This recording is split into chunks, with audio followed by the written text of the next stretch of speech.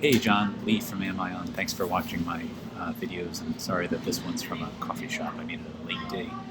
Jolt of caffeine. So to answer your questions, let me start at the top, or I guess at the bottom. That maybe makes more sense. Um, so Joe asks, can you delete the holiday designation and add others? Yes. Um, when you're in on-call, click the window menu at the top, look for holidays, and in here you can add to this list, take away from this list. The green plus will let you add a new one. You can move right or left to dictate when that holiday begins, and then up or down to indicate how long it is.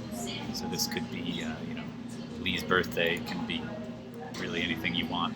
And that ends up being a holiday on the schedule. You can delete them as well. Just select one of the holidays, and the red X will take it out of there. There you go. Next question. CUST should mean custom. I'm not sure quite where he's seeing that.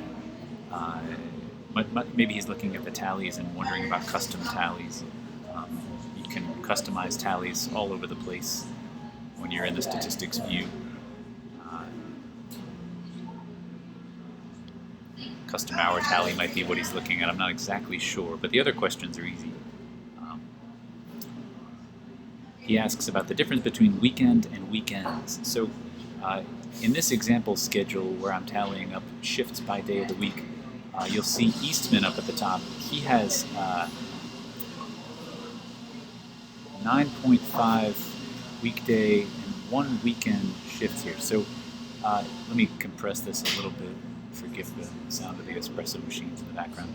So he's got, I don't see anybody with a different. Here's one person with a difference. Venus Moon has 4 weekend shifts and 3 weekends. So 2 of these shifts fall on the same weekend. Essentially, this person's working 3 weekends out of the month, but they have 4 weekend shifts. So if I go back to the working schedule and find Venus Moon, highlight her, you'll see she is working 1, 2, 3 weekends and has 1 weekend off. 2 of her shifts fall on the same weekend here. This schedule is set up to flow Monday through Sunday. You can change that if you'd like to. Let's see, if we start the weekend differential on Friday, can we dictate what the weekend is? Yes. Back in the scheduler, if you click File and Preferences and head to your tallies, I think it's the first tallies here. Yeah. You can dictate what is counted as a weekend tally. Friday shifts, Sunday shifts, the time that they begin and end. That will dictate what's counted as a weekend and not. Alright, let's scroll up. You mentioned setting up a rule that doesn't allow someone's name to appear the following 3 days or mid-shifts after they work a night, but they can work 2 nights in a row.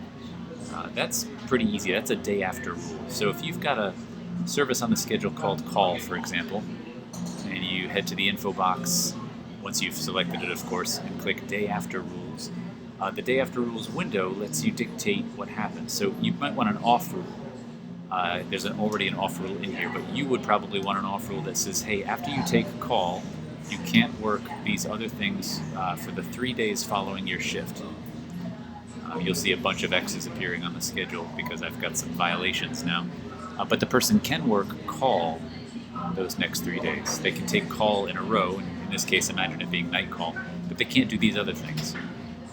That'll prevent the scheduler from doing that. You won't see those names as available people to schedule. You can override your schedule rules, of course, as I've done many times here, but the system will let you know that pretty quickly that you've got a problem.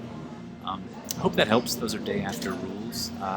Thanks for watching another video. I'll send this along now.